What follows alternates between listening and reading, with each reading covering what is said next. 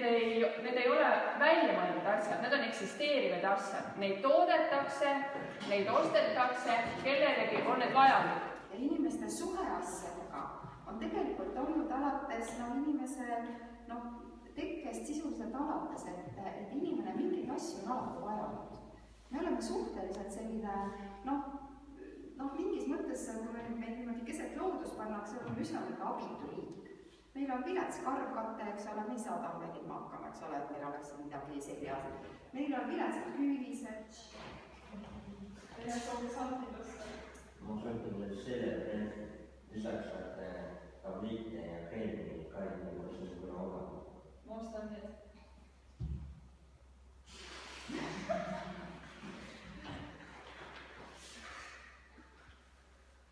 Kui sa lisad väga raskust. Nii mugavada. Ma tean üldeks ei aita. Aita palju. Ma tean, ma olen näinud, et just seal telekas ei aita. Näe, 2 minutit tegin kreemi ja vaatan.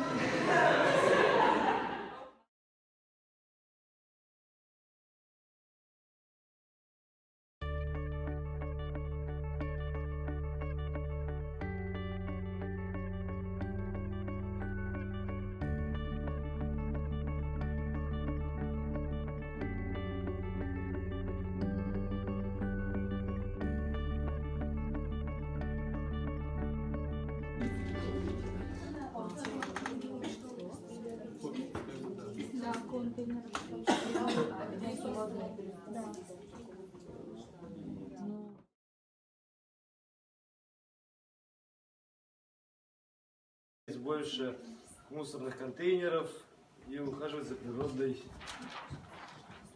Нужно выделить деньги на использование солнечных батарей и ветряков. Использовать натуральные моющие средства и удобрения, избегать попадания в воду нефтепродуктов, сортировать мусор, соблюдать знаки, запрещающие мусорить. Вместо нефти и газа использовать энергию ветра, воды и солнца. Запретить использование пластиковых пакетов и устраивать единые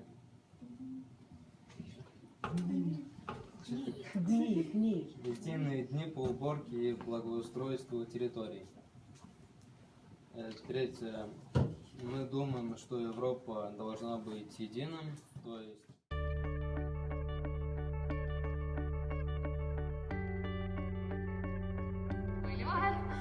Täna on 1. märts 2016, oleme Tartus Veeriku koolis ja meil toimub siin 2-tunnine programm kliimamuutused ja jätkusuutlik põllumajandus. Esimeses tunnis oli teooria ja ees ootab meil veel teine tund, kus me hakkame seemneid potti panema. Mis asi on traditsiooniline põllumajandus? Kas keegi oskab mulle vastata? Näiteks tänasel päeval, kui keegi kasutab kuskil mõistet traditsiooniline põllumajandus, mis asi see on? Ehk siis nüüd see keemiliste väetistega põllumajandus on siis nii palju parem nagu taime kasvule, et kas taim kasvab kiiremini ja kas see taime mass on putukatele vastupidav või mahe, ehk siis nüüd see alternatiivne põllumajandus tulevane, ma eeldan siiski jätkusuutlik põllumajandus, mis maad natukenegi hoiaks. Suudab võistelda selle tavapõllumajandusega ka taime kasvus. Siin on kenasti näidatud 5 potti. Teil on selline paber, te kirjutate siia peale, teil tuleb üks kultuur. Näiteks sina, ütleme, sa oled tatra. Ma usun, et ei olegi kursis, milline on tatar ja põldudel. Eesti põldudel kasvatatakse tatar, uskuge või mitte, täiesti. Ja nüüd on niiviisi, ühte seda potti panete siia 5 seemet, igasse potti läheb 5 seemet. Ühte potti sa kasvad kogu aeg ainult tavalise veega. Ühte potti sa kasvad kogu aeg ainult keemilise väetisega, ehk siis see on see tavapärane põllumajandus. Annad aga keemilist väetist kogu aeg juurde. Ühte potti sa kasvad meresoolalahusega, see on juba maheväetis. Meresoolalahus on maheväetis. Ühte potti sa kasvad vetikaväetisega.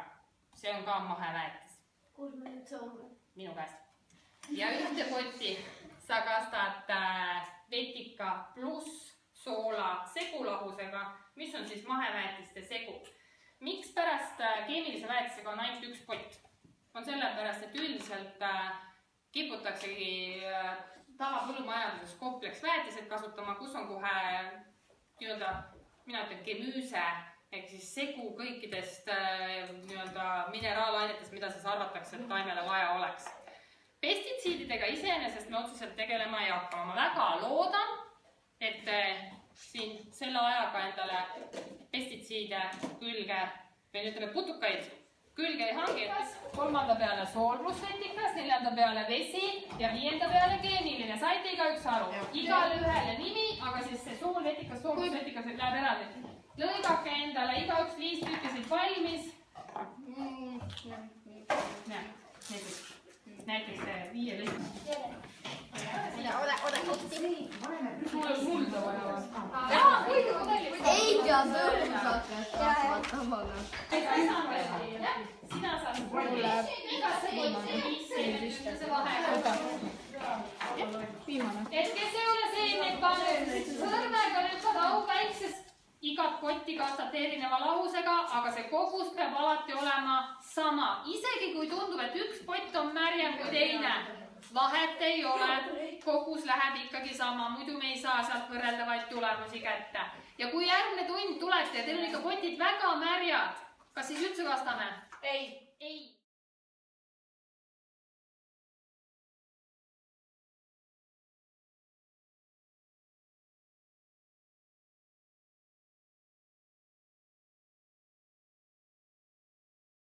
See on hernetaim. Hernetaimel me võiksime leida parimal juhul juurte pealt mügarbakterite kogumikke, siis kui on taim üritanud mullaviljakust parandada.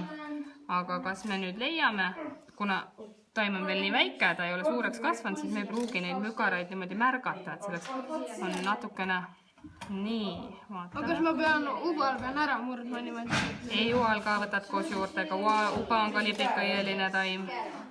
Selles mõttes on... Aga mis nad tegidki head? Nad teevad looduslikku lämmastikku, panevad mullale juurde, sest nagu väetis, looduslikku väetis, nagu sõnniku, sarnast materjali nagu sõnniku sees palju on. Kuidas ma tõmban? No ma ütleks, et hetkel mina sellel taimel mügarbakterite niisuguseid suuri silmaga hommatavaid kogumikke ei näe. Järelikult võiks ka kirja panna, olemas, näed siin, need, vaati siia, näed mügarikku, jah? Ei ole. Aga see oli ka selles potis, näed?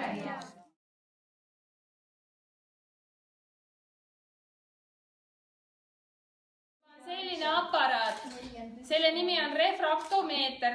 Ta mõõdab nii suhkrusisaldust kui kuivaine sisaldist. Sisuliselt näitab, et kui elujõuline see taim siis on. Üldjuhul, et mida suhkrusrikkam, mida kuivaine rikkam, seda külma ja putuga kindlam. Ja siis me piilume siia sisse niimoodi ja vaatame, milline näit siit tuleb. Ja siia vahele siis pannakse tilgake seda taime mahla, võt siia optilise nii-öelda piirkonna peale.